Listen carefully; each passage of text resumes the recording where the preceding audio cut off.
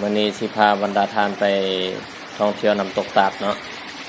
น้ำตกตาดสวยสดงดงามอีหลี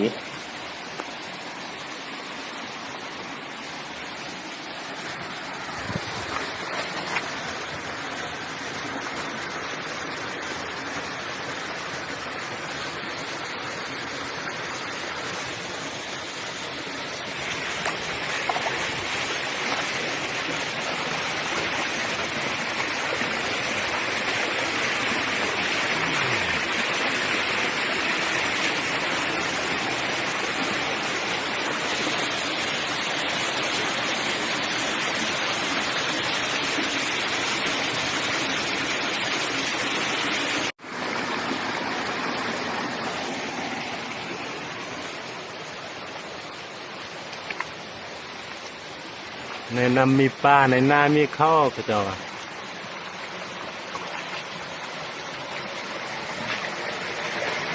ตัด